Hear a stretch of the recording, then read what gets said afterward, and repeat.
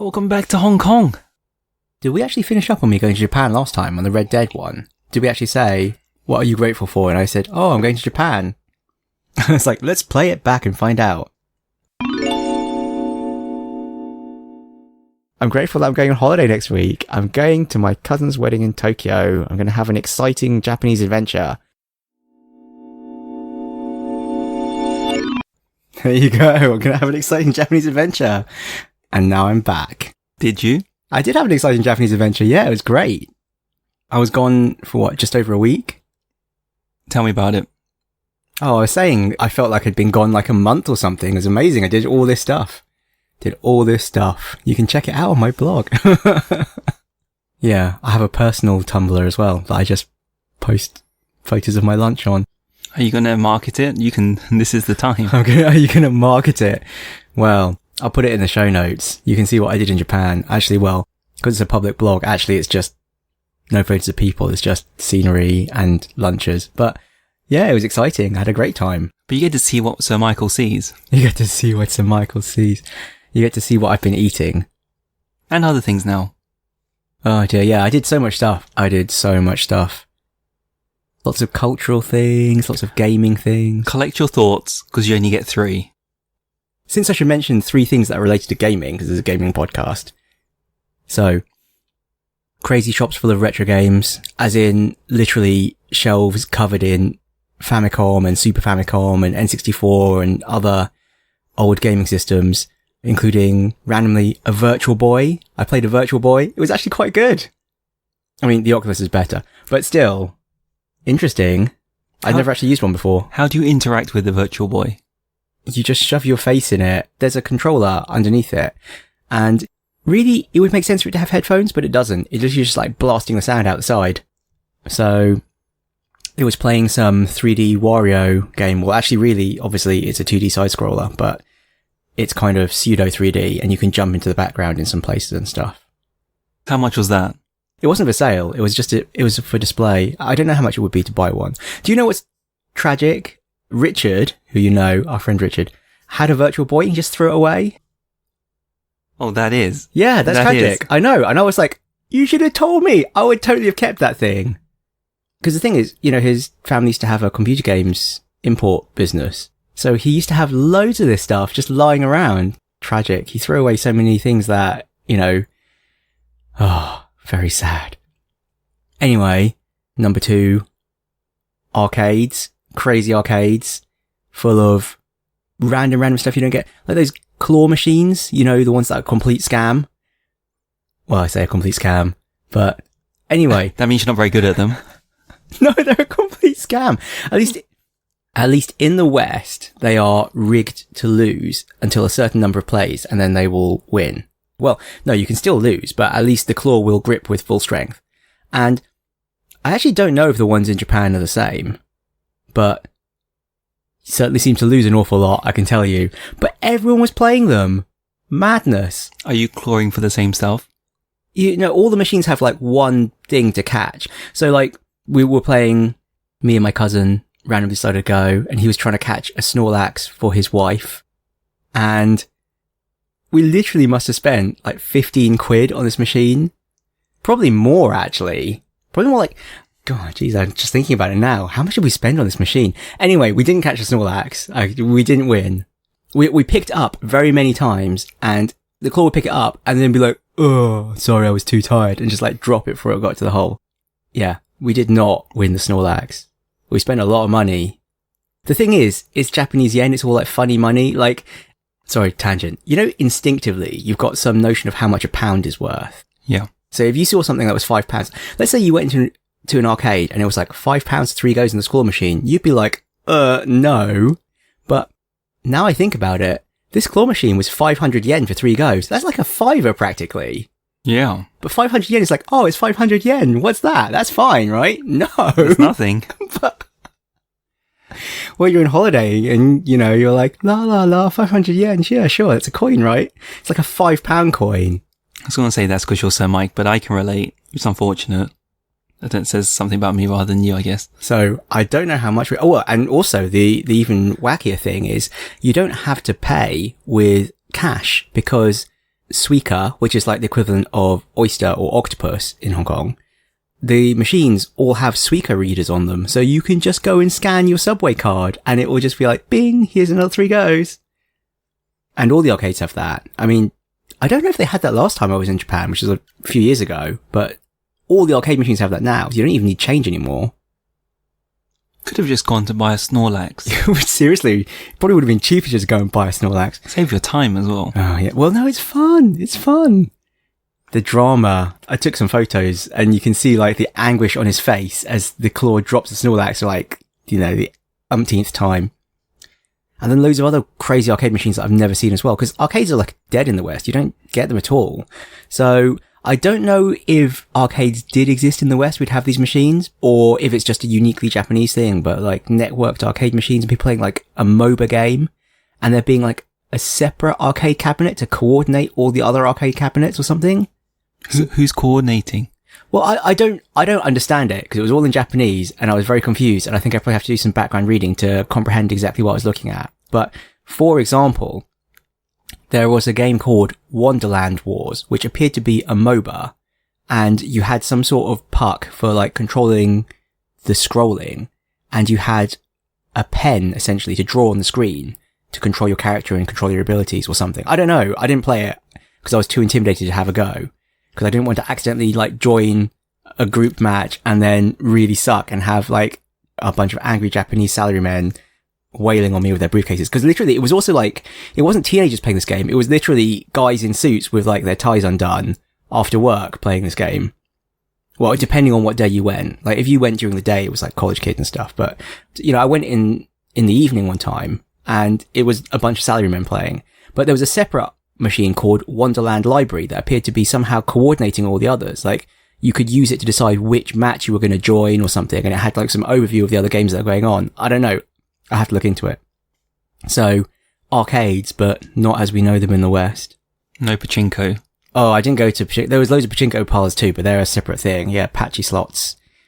I walked past many of them. And, you know, when you walk past and you get too close and the door opens and there's like blast wave of sound just comes pouring out. So loud. Yeah, I didn't go in. I have gone in one in the past and attempted to play and just been too intimidated and confused. Because like the minimum spend was basically like a tenner. And it's like, I don't want to pay a tenner for some game that I don't understand. You know, I would essentially just be throwing a tenner away. And it's like, I don't really want to do that. But I played loads of rhythm games and stuff. Randomly. I used to really like rhythm games. I used to play DDR. But not your traditional rhythm games, hopefully. Well, I was playing, I can't even remember the name of it. There was some weird one that was like a piano keyboard, but it was tracking your hands. So you had to like get like airtime, like, I was watching some guy playing it at first and I was like, oh, he's doing this really theatrical stuff with his hands. I wonder why he bothers. And then when I actually played it myself, I realized the game requires you to like be waving your arms around like you're conducting it and like putting one hand over the other hand and doing all this other funny stuff, doing air piano and things like that's actually part of the game. And I was like, oh, this is weird and confusing. What are you playing though? Are you playing dance tunes? We're going off on another massive tangent here, but sometimes it's dance tunes, sometimes it's like classical tunes, a lot of the time it's J-pop. The games update all the time, like they put new tunes on them, or they put like event tunes on them, and it actually says like, event, these tunes are new this month. So the arcade machines will be constantly updated. So we played Taiko Drum Master, which you're familiar with then, where you've got, you know, the giant drum and you've got to hit it like dung, dung, dung, dung, dung. And I want a video of you playing that. Well, it was me, my cousin, and his wife, who was Japanese, so she could read it. And she was like, oh, event tunes, you should do this one. And she selected it for us. And it was the Breath of the Wild theme tune, like the Zelda Breath of the Wild theme tune. So like, you know, this is the most inappropriate tune to be playing Taiko Drum Master to. So we were there with like these massive drums, like, dong, dong, dong, dong, trying to play it to the Breath of the Wild theme tune. It did not go at all. And it wasn't really fun either, because you want like a really thumping rhythm. But still interesting and bizarre. So for that month, one of the special tunes was the Breath of the Wild theme tune. That's only 2. Sorry. Number 3 will be really quick. Is it possible to play DDR in Hong Kong? Yeah, there's some places that do DDR in Hong Kong. Can we go one day? Yeah, we can go one day. I don't know if they've got a new machine though, because they had a new DDR as well that I'd never seen. It was like Dance Dance Revolution, like Alpha, or like a big A or something. I did play it. I didn't recognize any of the tunes. I was really confused. I want to witness someone good in real life. Oh, I'm not good anymore. And be mentored. They also seem to have changed the rating scale, because back in the day when I used to play DDR, 10 steps was the most complicated. So they were rated on a rating of like 1 foot to 10 feet. And I used to be able to I could reliably do 8.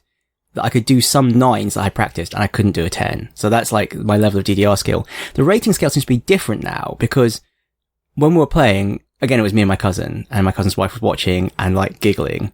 And then for the last song, he was just like, lol, lol, lol, and he put mine up to the maximum difficulty, which was like 13 or 14. And I was like, I thought it only went up to 10. And it was just so, I just couldn't do it at all. And my brain actually had like a seizure, because the arrows usually are all one color when you're on the beat, and they're a different color for offbeat, like, you know, in between, and a different color again for like third of the beat. And I saw colours I'd never seen before. They were like fifths and eighths and like 20 seconds of the beat and stuff. And I was just like, what is going on? So yeah, I failed hard on that last song. But maybe DDR players now have just achieved a whole new level of difficulty. Maybe it's just exceeded 10.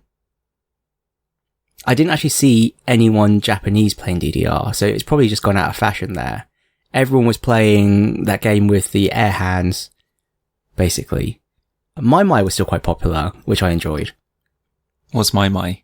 It is a game with a circular screen and buttons on the edge of the screen, and things come out of the middle to the edges. And again, it's another rhythm game where you just tap it with your hands, but you've got to do like weird swipes and stuff. It's really fun. I did play it a bit. But I forgot you see, we're just going off another tangent now. I forgot my like save game card, because all of the machines have a card reader, and you can use it to save your progress. And I actually have one of these cards for saving my progress on my because I played it quite a lot the last time I was in Japan. But I forgot the card.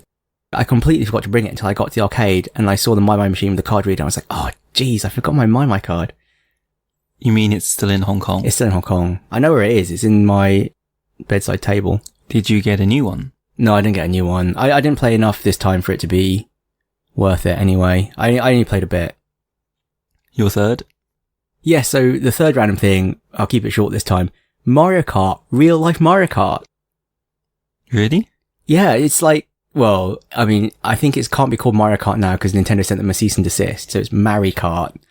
And unfortunately, I couldn't do this because if you have a UK driving license, you have to get an international driving permit from the AA before you go to Japan to be able to do it, because you need a driving license that's valid for Japan. And some countries, they'll just accept your national driving license, but other countries, UK included, you have to get an international driving permit, which is actually easy to get, but you just have to write to the AA and say, I want one from this date to this date.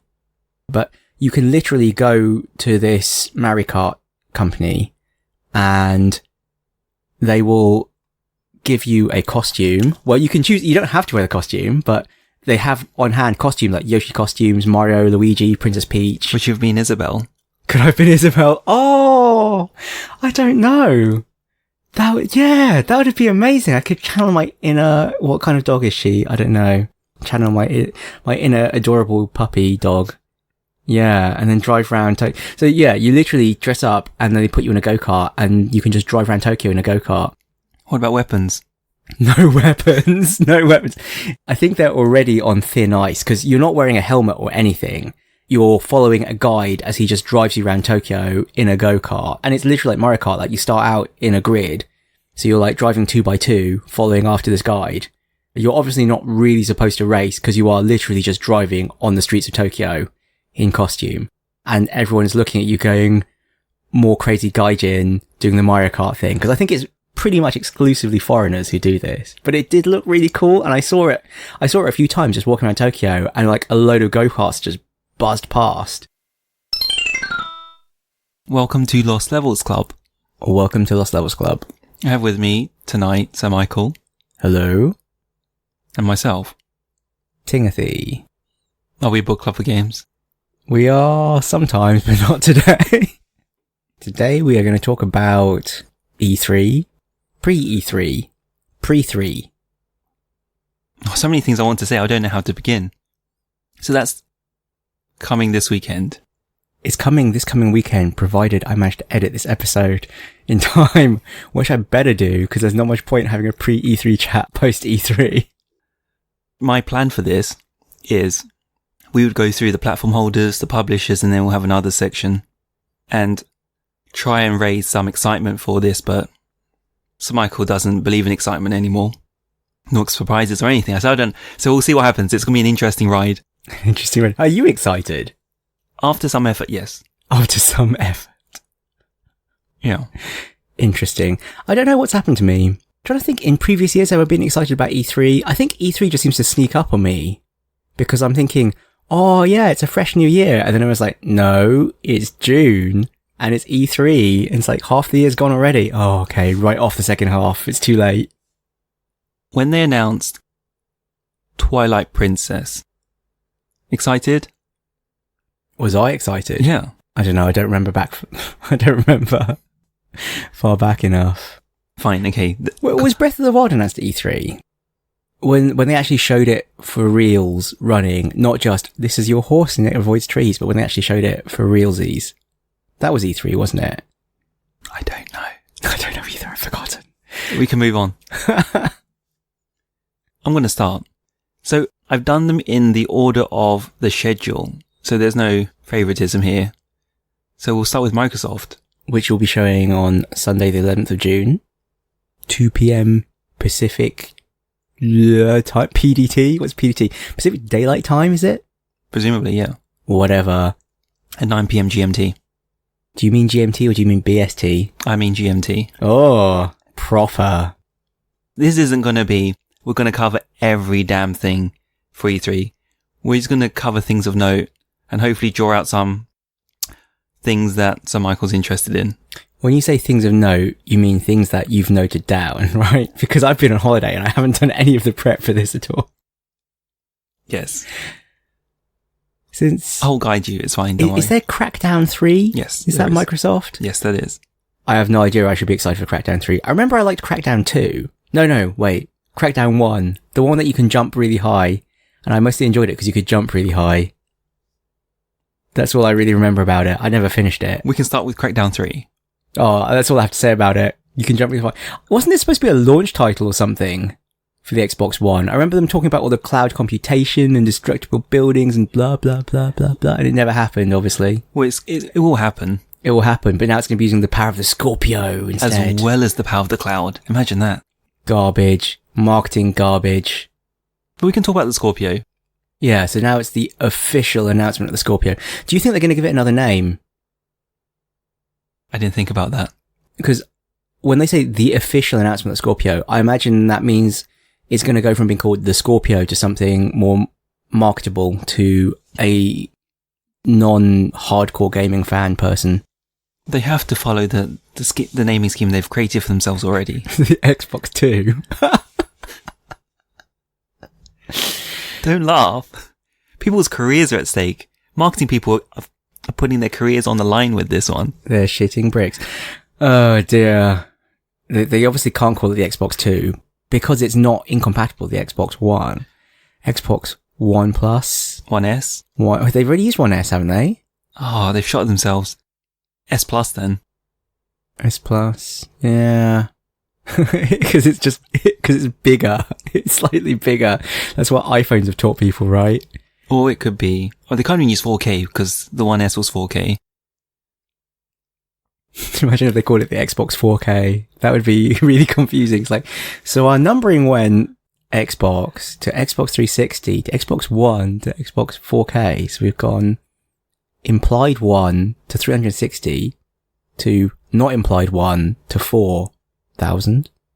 Anyway, they won't call it that. Yeah, I don't know. I think that's going to be the main announcement, the new name, and then a load of gameplay footage showing how much better it is.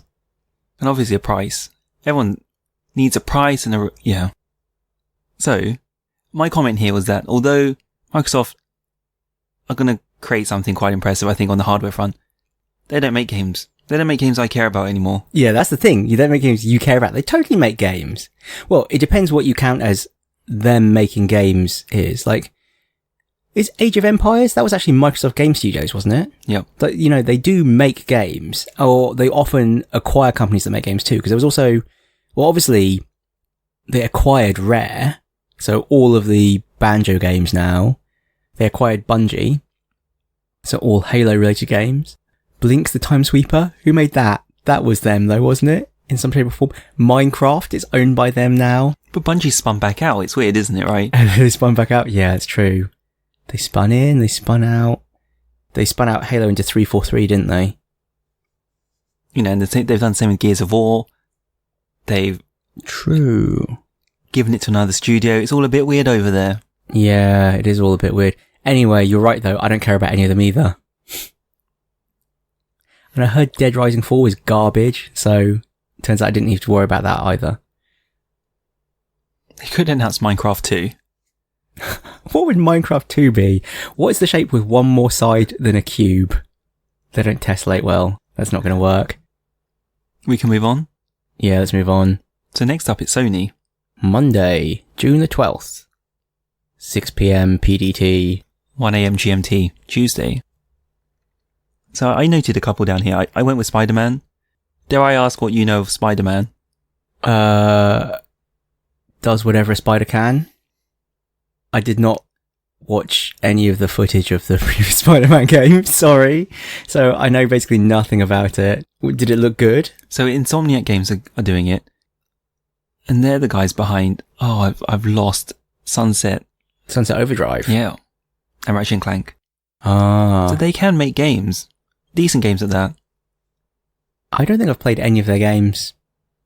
And when they showed it off last year, this was the one where they showed off in 4K, I believe, and the checkerboarding. Do I mean that? I don't know, because I didn't see it. Checkerboarding in what way? So they'll checkerboard. Oh, this is going to be bad. Okay, let's not talk about it. It's going to get technical. I'm going to get myself in a twist. Checkerboarding, do you mean... He'll upscale what's on the frame buffer to 4K from a somewhat lower frame buffer resolution. Okay. Fine, we can move on. If it's technical mumbo jumbo. But I wanted to say, we don't have a current gen open world game yet. Can I say that? No. You're right, I guess, in the sense that they are all the ones I can think of. Well, ones that come to mind, GTA 5, Skyrim, blah, blah, blah, blah, blah. But all those originated on the previous generation, didn't they? Yeah. I guess, what's the other one that I want to talk about? The Witcher 3? That's the one. Is that from this generation? Yes, that is. Okay. So The Witcher 3, which we still haven't played, either of us. We can't really comment. Yeah. I did install it. I still haven't played it. We can move on to the other one, which was Ni no Kuni 2. But this is something you know about. Oh, I want to play this game. I watched the trailer for it. See, I remember, was it last E3 they showed the trailer for it? Yes. And I was like, oh, it looks so cute. I want to play this game. But the problem is, I don't think I should allow myself to buy this game until I have played and finished. Well, at least Final Fantasy 15 and probably Persona 5 as well. Where did Persona 5 come from? It came from Japan. It's made by a company called Atlas. I don't own Persona 5 yet. I haven't bought it, but I wanted to play Persona 5. I mean, me playing Ni no Kuni 2 is no crazier than me playing Persona 5. I mean, I haven't played Personas 1 to 4, but I haven't played Ni no Kuni either, so... But adding Persona 5 to your backlog just like that seems kind of crazy. Well, it was already on my backlog, kind of, sort of nebulously. Didn't you say you wanted to play it? I do, but it's not on the backlog. It's not on the backlog. You taught me not to create a backlog. Well, I don't really have a backlog. It's all kind of just jumbled up. The thing is, you know, for there to be a backlog, I would have it play them in order. Whereas what happens more normally is I'm playing a game, I finish it, and then instead of playing the next game on my backlog, I just think, oh, Ni no Kuni 2 is out. I should play it. And meanwhile, Final Fantasy 15, which I played 2 hours of, I still haven't picked back up. Whoops. This is announced for 2017. I wonder if this is correct. Don't know. We'll find out. Could be. It might be like the end of 2017. Then again, it's already June. When did that happen? Well, actually a few days ago. But still. How is it June already? A lot has happened. So I tried to pick out a couple that you may have been interested in. That's Death Stranding and Detroit Become Human. Now, we already talked about Detroit a while back. This time last year, probably. Probably this time last year. This is when all these things were announced last time. And I remember thinking, oh, Detroit. It looks like Heavy Rain, but maybe good this time? Heavy Rain was alright, actually, because I hadn't had the twist spoiled for me. Maybe me saying there's a twist is itself a spoiler, sorry. But Heavy Rain was interesting, but not fun, if that makes any sense. Yes. It was an interesting story, and also it being told as a game really worked. Like, I don't think you could tell that story as a film and have the same impact as it being told as a game. So, on that level, great success. But on the other hand, it was just not fun as a game, I felt. Like, the actual gameplay of it is just a succession of QuickTime events, and there's no, like, agency to it, which is really tough, because obviously, if you want to tell a story, it's very hard to give you agency, because then you could go off the rails and then your story is junked. So, I'm not saying it's easy, and maybe it's not even possible, who knows, but Detroit Become Human, they're taking another shot at it. And will it be telling another very interesting story that you could only really tell well through a game? I don't know. The trailer last year seemed to show a lot more, like, branching to it. It showed many different outcomes to that first case. You know, that gives me hope that there is more agency. Because that's really what you want. You want to feel like your decisions matter. Yes. Anyway, so, yes, I'm interested, but who knows? Who knows? And Death Stranding, who knows? I mean, what?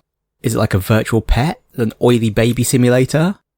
You'd be surprised if it was, though. That's all you want to be. I'd be surprised, like, oh, Hideo Kojima, you've really surprised me with this one. I was not expecting Oily Baby Simulator 2017. Yeah, I don't know. You'll tell me there's such a thing as a bad surprise. Bad surprise. There's lots of bad surprises. There's lots of bad surprises. For example, you land at the airport. Surprise, we lost your luggage. That would be a bad surprise. Fortunately, I haven't experienced that bad surprise. Or maybe you get to the airport. Surprise, all our IT systems are down. Fortunately, I was not flying with BA. So moving on. Next up, and the final one, is Nintendo. Tuesday, June 13th. 9 AM PDT. 4 PM GMT. So, in this show, or in this year, Nintendo are going to show a lot of... They've said they're going to go big this E3. It's a big E3 for them, but they're not doing a presentation like the others. They're doing another Nintendo Direct Treehouse virtual presentation thingy. They have a few games, but there's only one we care about. Super Mario Odyssey, or however he says it. I'm really interested in this one because it looks like a Super Mario game in the vein of Super Mario 64. Because the more recent 3D Super Marios have been very linear. You know, here's a world, but the star is at this end of it, and you've got to get there. I mean, Super Mario 64 is more sandboxy. The star you picked at the level kind of entry affected the shape of the world. Sometimes it meant that you could only get that star, but often it kind of just changed some of the parameters of the world, but there were still other stars and you could find them and you could explore. It was much less directed. And I enjoyed that much more. And then, again, like being full of good surprises, the idea that, you know, you were just in a castle and what was a level and what was not a level. Some of the levels were really obvious. They were like paintings, you jump into them, but others of them were hidden, like there was a clock and you could just jump into the clock and that was a whole world as well. So I'm really hoping Super Mario Odyssey is going to be more like that. There's going to be all these different worlds. They're all going to be connected in different ways, but it's going to be less level-like and more sandboxy. Maybe I'll be disappointed. Maybe they'll surprise me and it'll be something totally different, but still great. There's nothing shown that says it'll be sandboxy or non-linear. Yeah, maybe I've just invented this. I don't know. It's called Odyssey. That just gives me this sense of like adventure and journeying and finding things. Well done, marketing. Well done, marketing. Yeah. Also, he's got a rabbit in his hat. He has a hat he can throw as well. He can throw a hat that's got a rabbit in it. Isn't this animal cruelty? Yeah, I have no idea, really. I've just magicked up this idea that it's going to be more sandboxy. You might be right. You're dreaming, at least. We'll start with that.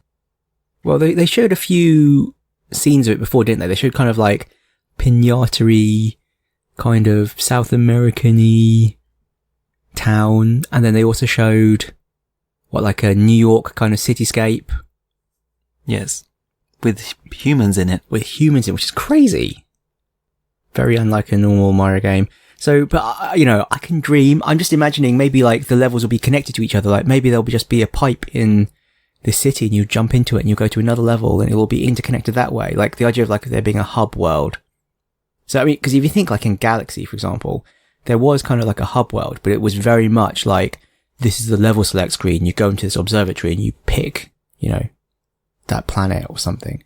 Whereas, yeah, much more organically connected. Like 64. Like 64. Or even Sunshine. Oh, yeah. Other than that, a load of other games. I'm hoping, surprise-wise, that they'll announce Super Mario Maker on the Switch. Just so I can play all these batshit crazy Kaizo levels on the Switch. More likely what will happen is I'll buy it and it'll be like, yes, finally I can play it. Call of Duty Black Crocs 2, here I come. And then 5 minutes later I'll be like, yeah, this is garbage. Fuck this. No, that would be a surprise. Not the bit you throwing it out the window, but not the bit rage quitting. But if they announced it at all, I'd like that. Super Mario Maker Deluxe, yeah. Yeah. That's something to be excited for. A rehash of a game released a few years ago on a dead platform. Yay. But actually, I would be quite excited. So they are going to put out their chat app. Well, I don't know what kind of app. Voice and lobby chat app thing this summer. So they'll talk more about it at E3? I would assume so. What do you think about this? I can't tell if this is genius or idiocy. It's idiocy. I think you're probably right. But it's an interesting... The thing is, like, most people who are going to want to use voice chat features on their console are going to have a smartphone. Yes. Because people who don't have a smartphone probably are either not going to want to use the voice chat features or shouldn't be using the voice chat features. Like maybe they're like 6 years old or something. So I don't know. It's a really strange one. So it is really strange. I mean, on the pros, I'm thinking, you could use it without having a Switch on you. You could just drop in to chat with your friends when you don't have your Switch with you. But then, would you really do that? You've got other things to talk to. You can talk to them without using the game voice chat then. What's the point? Have you seen the headset? There's some stupid dongle attachment thing, right? So you have to plug in both. Your phone has to plug into this dongle along with the Switch, which then flows into the headset. I think that's dumb. I mean, well, the thing is, like, the whole point of this surely is have the headset just for the voice chat, plug it into your phone, and have the game audio come out of the TV then. Or I suppose it's in portable mode then, is it? Good point. Anyway, I just want achievements.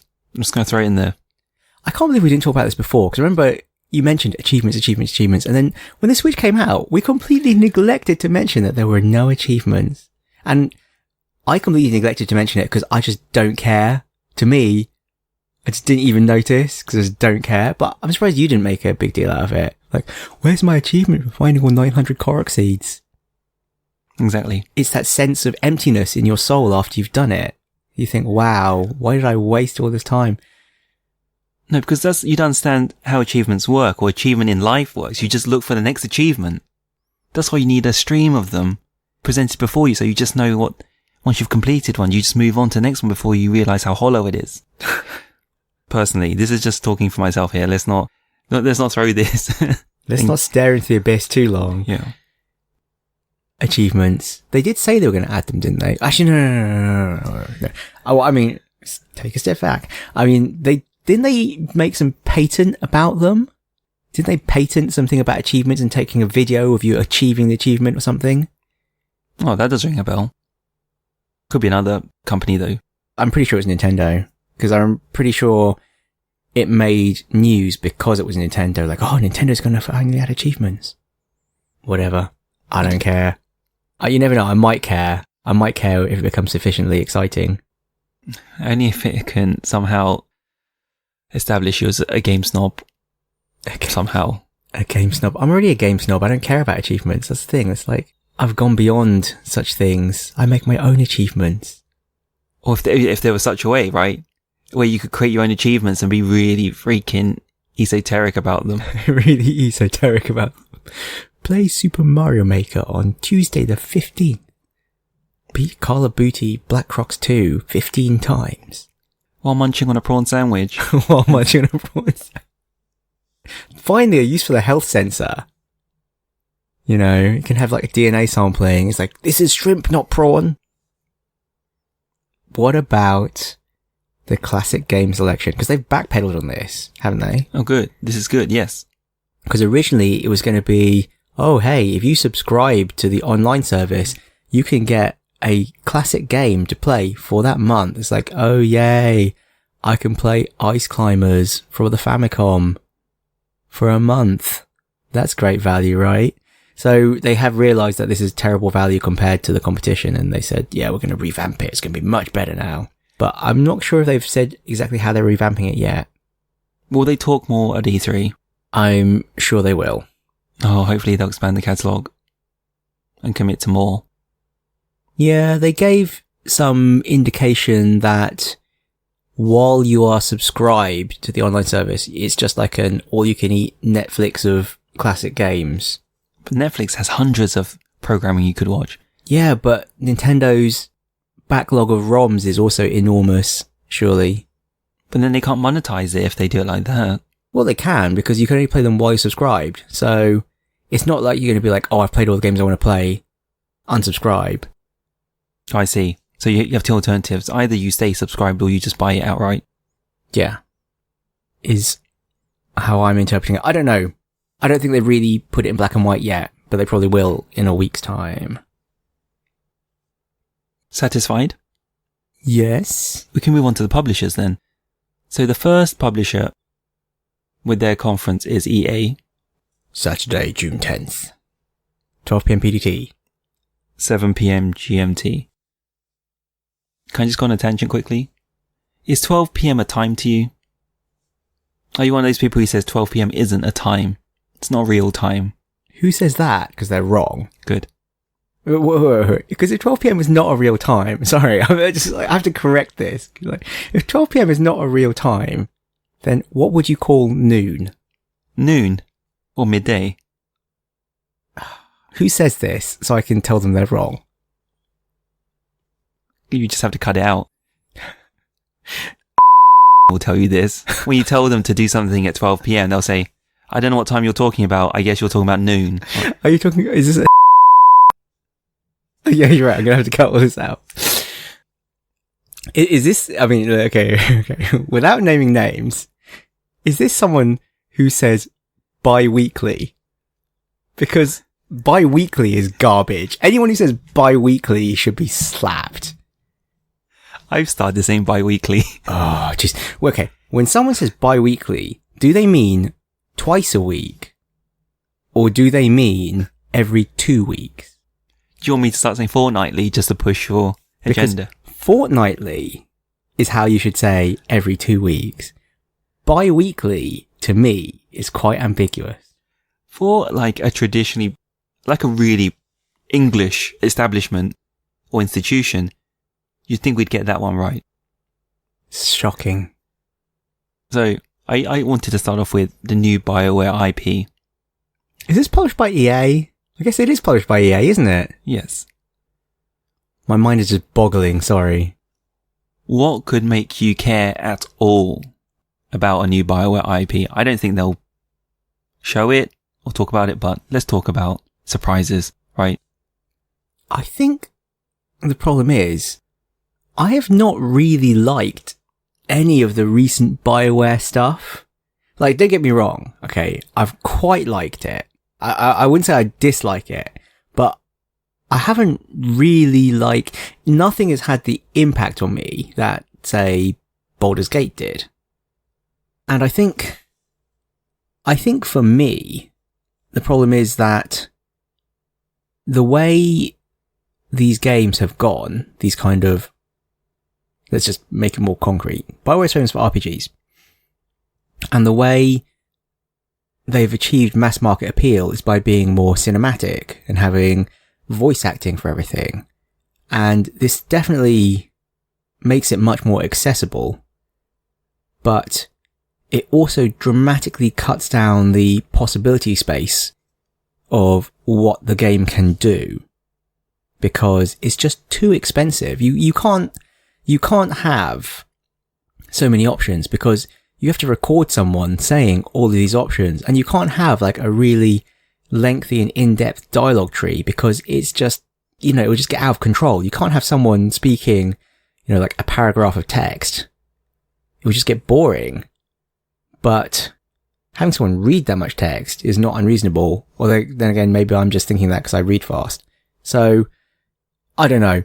For me, stuff like Baldur's Gate 2 and Baldur's Gate, there were so many possibilities. The storyline went in all different directions. There were so many side quests that were arguably as interesting as the main story. And, I want to go back to that. That's what I want. I want something like really deep and immersive and engaging. But I just don't think their recent stuff can do it. So, I don't know. I don't know what they can do. They could do a 3D isometric. I cannot imagine that they will. And the thing is... Let's mention in case they do. Well, the thing is, I'm probably also wrong about this. The Pillars of Eternity. Yeah. That's the thing. I'm probably wrong, because people are making games like this. Pillars of Eternity is a game, like I'm saying, that I want, and I haven't played it. So, what do I know? Haven't you? I installed it. I own it, and I installed it. Never got around to playing it. So you played Divinity instead? Played Divinity, yeah. Which was interesting for different reasons. The storyline was pretty garbage, but the actual gameplay of Divinity was really good. Very interesting. Lots of environmental effects and kind of procedural almost combat. Yeah, who knows? Who knows what they can do? Maybe they can surprise me. Did I make a note of all the Star Wars IP that they have? Do you care about Star Wars that much? Do I care about Star Wars that much? Not for a long time. Oh, what would surprise me? Maybe they made a new X-Wing game with TIE Fighter, That would be interesting. Did you play X-Wing or TIE Fighter or X-Wing versus TIE Fighter? I was about to say I never owned it, but I did own X-Wing versus TIE Fighter. But at the time, I did not have a PC. This is going back a long, long way. But I used to go around to my aunt's house, and my cousin had a PC, and I would play X-Wing on his PC or TIE Fighter on his PC. I was really interested in it. I never got very far because I never actually owned it, so I was pretty bad at it. I will join you. I would be surprised too. I would be surprised, but would you be excited? I think it would be good. Yeah, I think I would. It would be good. I think a game like that is ripe for a comeback. Actually, I say a game like that is ripe for a comeback. I don't know if it's really ripe for a comeback. But you know what's sad, right? 3D space shooter stuff.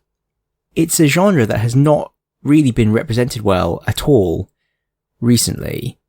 But if you think even it's probably more than 10 years ago now, there was the last really great 3D space shooter, Free Space 2. Do you ever see that? Yeah, with the massive capital ships. So good. And when they fire those beam weapons, you really feel it. That was 10 years ago, and it was already so awesome, the sense of scale and power and everything. Imagine what they could do now with the current gen stuff. And the closest we've got is Star Citizen, maybe, which is not out. And then Elite, which is kind of, intimidatingly hard to get started with. So maybe making an X-Wing or a TIE Fighter that's a bit more arcadey, but still has that campaign kind of feel. That could be really good. I don't know why I've just suddenly gone off on that tangent. I mean, when you're talking about Star Wars games, I think it's more FPS type stuff, isn't it? It's like another Battlefront game, and then... Do I mean Battlefront? You do, yes, you do. And there's an action-adventure game. There have been RTSs as well. It's all a bit weird over there. We can move on. Bethesda is up next. So the big thing with Bethesda is that they have done this Bethesda Land. Are we not going to need the time? When's Bethesda? Oh, sorry. Bethesda is Sunday, June 11th. 7 p.m. PDT. 2 a.m. GMT, Sunday. Okay, so now can I talk about Bethesda Land? Of course you can, yeah. They put out this Bethesda Land thing. Image. So it's kind of showing a theme park with zones themed after their major games that have come out recently or that they're going to talk about, I assume.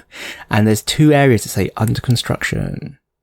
So that's what everyone's speculating. Are they going to talk about those games that are in Bethesda Land, including these 2 new IPs, and what are they going to be? They should do. So rumour has it that one of them will be Wolfenstein. Wolfenstein, the New Colossus. Yep. And the other, The Evil Within 2. Oh yeah. That's it. But maybe that's just to distract us from maybe an update to one of their main series. I would really like it if they did another main series Elder Scrolls game. But they need more time, because otherwise it's going to use the same engine as Fallout 4.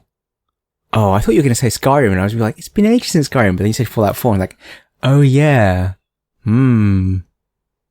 That's not too bad, is it? Really, you would accept that? Yeah, I would accept that. Okay, if you accept it, let's do it. It's going to happen this year, they're going to announce it.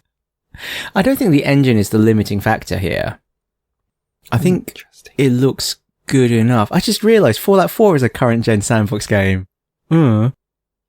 Yeah, although having said that, I don't know, because in the same way that Fallout just became Oblivion with guns, and then now we're going to end up with an Elder Scrolls game that is Fallout with swords. You know, it's going to have been sufficiently dumbed down that it's like, where's my spellmaker? Oh, you don't need the spellmaker. No, but I want the spellmaker. Oh no, we're going to give you spells. I'm like, oh, please spare me. So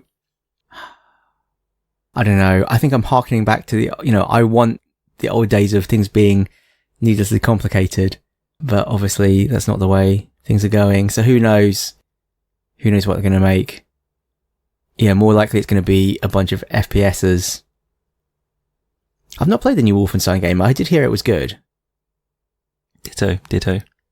Goodness knows about The Evil Within. I heard that was mediocre. But showed potential.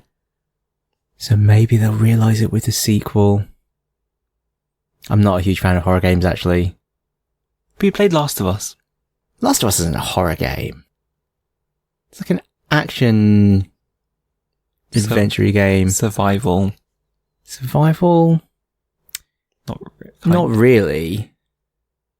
I mean, this is getting into another tangent, but what makes a game a horror game versus an action game? And if you think about it, there are a few people who've done very good videos on this. There's one done by Mark Brown, the Game Maker's Toolkit guy, and there's another kind of one similar topic by George Weidman, Super Bunny Hop. And they are both talking about what makes a game a horror game versus an action game, and how, the difference between Resident Evil 3 and Resident Evil 4 and Resident Evil 5. Forget about the setting of zombies or whatever, but the controls of Resident Evil 3 are still very much, you're fighting against them. It's very hard to effectively fight things because of the controls. And then the evolution from 4 to 5 to 6, it becomes basically a run and gun shooter. And even if you had the same kind of ammo constraints as in the earlier games, you still would feel powerful because you can nimbly duck and dodge. You never feel like you're fighting against something. Anyway, there you go. A tangent. Anything you want to see from them? I want to see a new Elder Scrolls. You've never even played any of the Elder Scrolls. I played 2 hours. I tried to stream it to you. Of Skyrim, and you were like, I don't get it. It's boring. Oh, yeah, or OBS is killing my machine. I have no idea what's going on. I don't know what I was doing in 2009 that made me not buy Skyrim. It's funny because I didn't buy Skyrim at launch. I bought Morrowind and found my PC was unable to play it and had to get a new PC in order to be able to play Morrowind. And it was worth it. I played so much Morrowind. And then I bought Oblivion, and I was actually really disappointed by Oblivion. I thought it was a massive step back from Morrowind. It was fun for a bit, but it just didn't have anywhere near the depth or, it looked prettier, but it had just been simplified so much that it didn't have the same hold on me. And then after that, when Skyrim came out, I was just like, it doesn't really excite me. But I did eventually buy it. And I did enjoy it. I finished it. But again, it didn't have the depth of Morrowind. Moving on then. There's a PC gaming show. Okay, now, this PC gaming show is actually sponsored by some very specific companies. Yes, it is, but I don't know them. Me neither. Because last time around it's like AMD, wasn't it?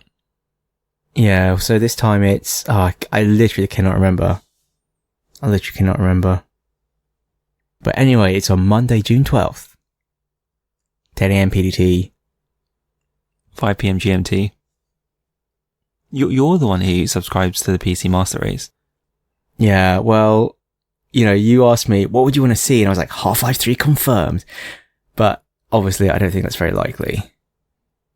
And then I was thinking, what else would I want to see? Oh, I'd like to see a new XCOM game. Oh, wait, we're getting that kind of in Phoenix Point. And then I was like, what else would I like to see? Maybe a new System Shock? That'd be cool. Oh, wait, they're making that. So, I don't know. I think really, for getting sequels and remakes and whatever, yeah, as usual, I'd like to be surprised, and I can't really say what I'd like to be surprised with because then it won't be a surprise. So we'll see what happens. I can't imagine that the PC gaming show is going to show us anything terribly exciting, just because PC is so fragmented and weird, and some of the best stuff comes out of small companies who are doing experimental stuff. You can't really predict it. Like PUBG, for example. PUBG's going to be at E3. Is it really? Yeah. Is it really? They're going to seal the doors and only one person's going to be able to leave. Because it's going to come out of early access this year, right? That's the plan. Is it? I think so, yeah. Okay. Oh, good. Good. It's great. Although I can't play it because my PC's still dead. We can move on to the final publisher with its own conference. And it's Ubisoft. I was going to say, do you say Ubisoft or you say Ubisoft? I say Ubisoft. Good. Monday, June 12th, 1 p.m. PDT. 8 p.m. GMT. So I've put down a few franchises. You've not played any of them. I've not played any of them, yeah. Whoops. But you must know of them. Of course I know of them. And you've seen gameplay of them. Yeah. It's just weird how many series I've managed to miss, and then now these series have just gone on so far, and it's just really awkward now, because it's like, do I just jump in on the 5th installment? Well, I mean, that's what I was going to do in Persona, so fine, I guess. There was a time when Ubisoft were the good guys and they would create new IP and not milk things until they were bleeding. But then also, Uplay. But you've got Uplay now, right? Do I? Not by choice. And did you download The Crew for free? I don't know. Did I? I might have done it by accident. Was it 30 days? I don't know. When was this? So they did a Christmas 30 days of... Oh, the 30 days of... Yeah, okay. But they then also did one per month. Yes. For 9 months. Yes. Something like that. Yes. For some time anyway, yes. I was downloading those. Well, I was adding them to my account, but I don't actually have Uplay installed on my machine. So I put down Far Cry 5. Have you seen the new trailer for it? No, sorry. I didn't actually watch it because I was on holiday, man. Should I watch it now? We should watch it. I think we should watch it. Okay, one sec. I am your father, and you are my children.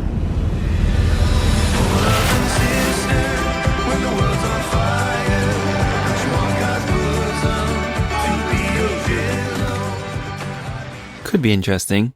Yeah, okay. I didn't realize it was set in the US. Yeah, they've changed it. They've changed it up. Maybe it's enough for them to do something different. I was just thinking, it just seems so unlikely. Oh, would this really happen? They'd send in the freaking army if this happened. But The Division happened. But The Division happened. Well, I hate to break this to you, Ting, but The Division's a game. It didn't really happen. New York's still there. You can visit. I think they've got a sculpture park. Should get out more, shouldn't I? Yeah, interesting though. I've not played any of the Far Cry games. Whoops. So, I don't know. Maybe this is as good a point as any to jump in. The other one I wanted to talk about was Assassin's Creed Origins. So I don't know if it's confirmed that it's set in Egypt. I say that as a question, thinking you'll answer it, but you won't. I have no idea. Sorry. I've always enjoyed the Assassin's Creed games because it's So have you played them? the original, the first few, and I sort of dropped off because they got all a bit repetitive. Didn't the plot kind of go a bit wonky? Because there was the Templars and the Assassins, and then didn't it go really meta because the Templars are actually masquerading as Abstergo, a games company that's making Assassin's Creed, and then In the present day, didn't the good guys become the bad guys and the bad guys become the good guys? And then the more recent Assassin's Creed games, they just completely dropped the whole plot line, haven't they? They're just like, oh, if we finish this plot line, then we have to stop making these games. So let's just forget about the plot and just keep making games where you're an assassin in a cool setting. and then they made a movie. Oh, yeah. Ugh. I heard it was bad. I don't know. It's weird because living in Hong Kong, I don't really watch TV, and I only get really shown like mobile gaming adverts on YouTube, so I don't get to see any like cinema advert stuff. So a lot of these movies just come out and I'm like, wait, they made a what film? Like, have you seen the Warcraft movie yet? Well, I know it exists. I haven't watched it. So, who knows? But they do build their cities very well. Really crazily well. Almost bought the one that was set in London. But I didn't.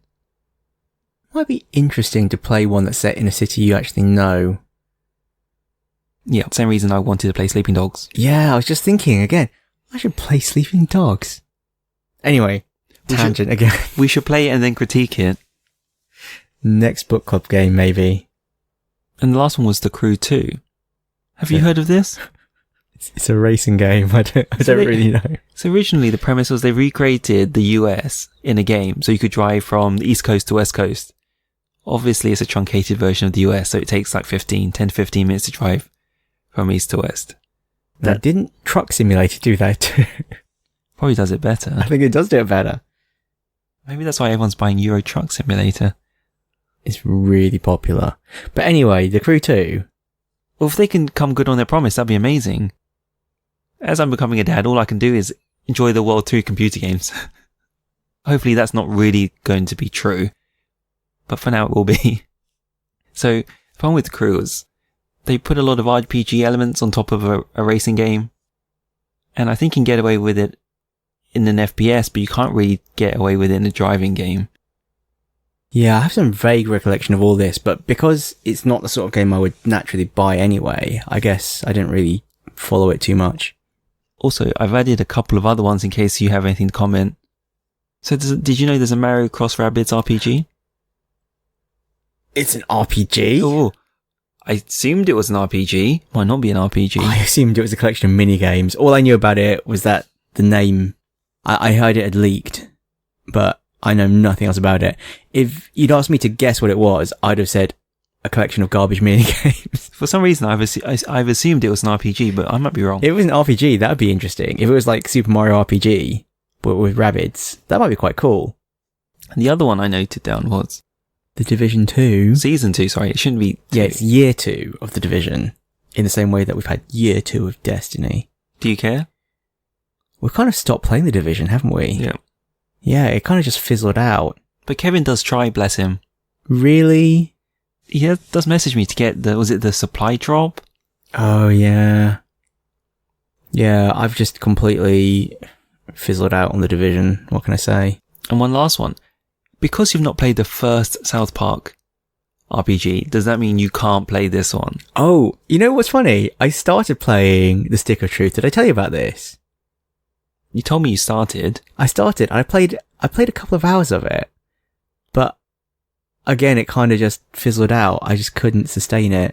Did I tell you why? No, you didn't tell me why. Did I tell you? It's a really dumb reason why, but I thought I should make a character that looked vaguely like me. So I gave him kind of like an Asian skin tone.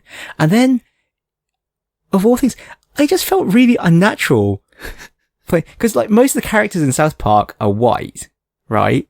And it just felt really weird having a protagonist that wasn't white in South Park. This probably says loads of weird stuff about me, but I just felt like this feels really weird.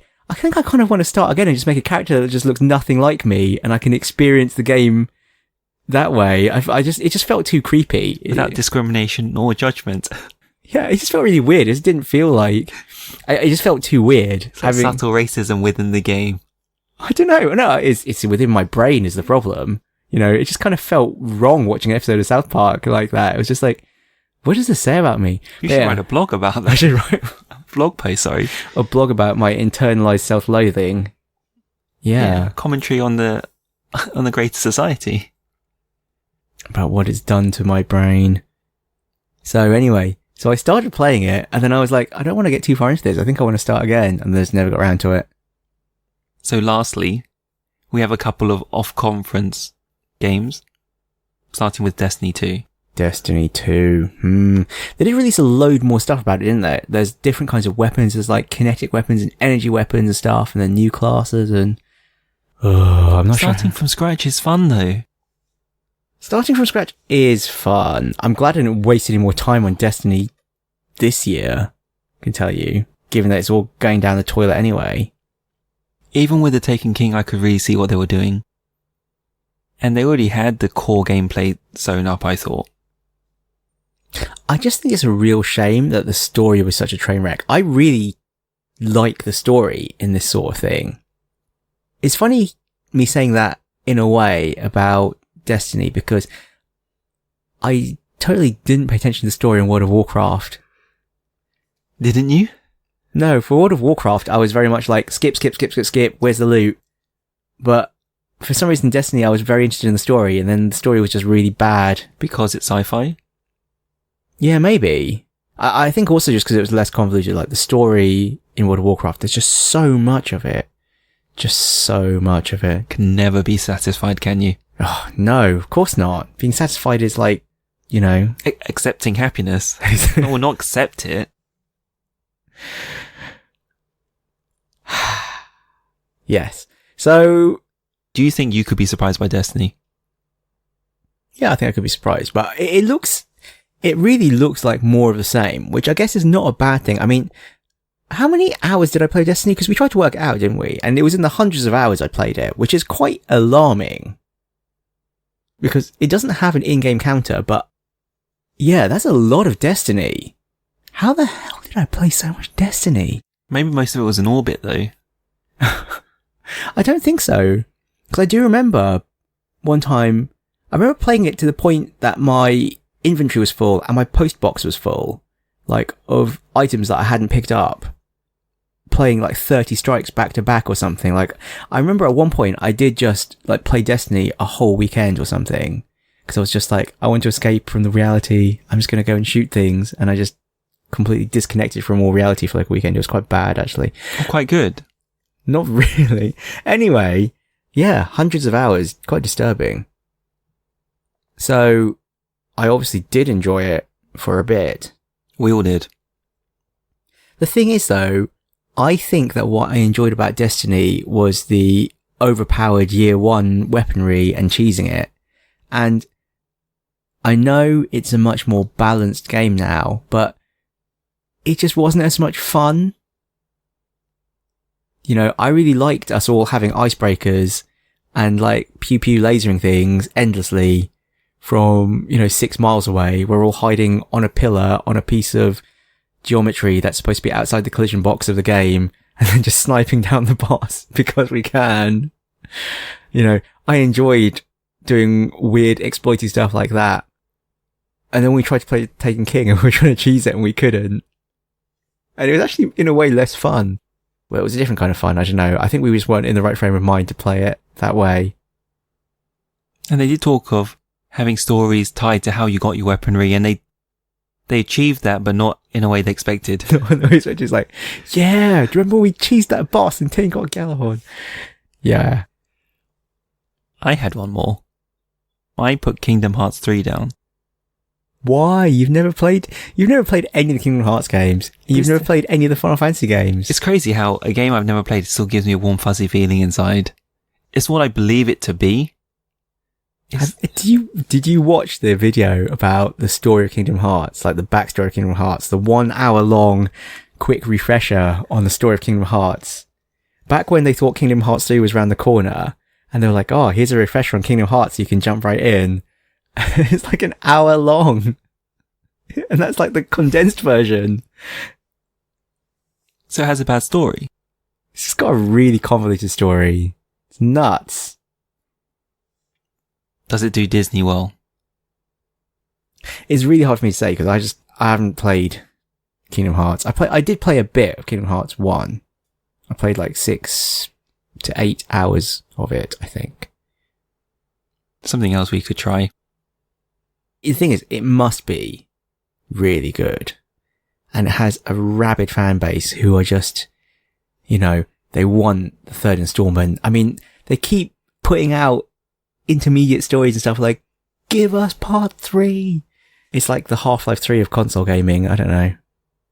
And they've not yet confirmed what IP will be in it. That's what makes it interesting. Imagine it. I mean, you said Star Wars. They could put Star Wars in it now. That would be fascinating. Yeah. That would be crazy, actually. Can you imagine Darth Vader and like the Death Star shows up and blows up your gummy ship or something? And Pixar. Some Pixar properties, at least. Yeah, they do have a very wide pool that they can pull from now. But they probably won't show anything, if I'm honest. These are some slow developers who like to take their time. So that's me done. What about you? Yeah, I don't know. I've just not been paying enough attention to the games industry. I've completely lost track of what's coming out. I think a lot of the stuff I've enjoyed has been a surprise anyway. You know, it's not been stuff that's been really hyped or a massive sequel or something. There is loads of stuff that's like more formulaic, turning the handle that is coming. Like I know there's a Horizon Zero Dawn DLC. Formulaic turning the handle. Yeah. So rude. So rude. That's the thing, it's become too slick. It's too expensive to make these games. They have to make stuff that's a sure hit, you know? Horizon Zero Dawn sold well, let's make DLC for it. Can't blame them. I think I'm most excited for Switch stuff, to be honest, because I found myself playing the Switch a lot. Because it's just very easy to... Well, it's because it's portable too. And, you know, when I've been away, I can just take it with me and stuff. So, I found myself most interested in Switch stuff recently. But we shall see. I've just remembered Nicholas is one of the developers on the PC gaming showcase thing, isn't it? They're the publishers of all those indie games. So maybe they'll have some good and crazy stuff to show. Anyway, I felt that this was a very random and unfocused episode. Sorry. In my defense, I've slept 4 hours in the past 24. It was okay. I think the only bit where it got me weird was there's been no open world games on the current gen. And then we remembered a load. Like, oh.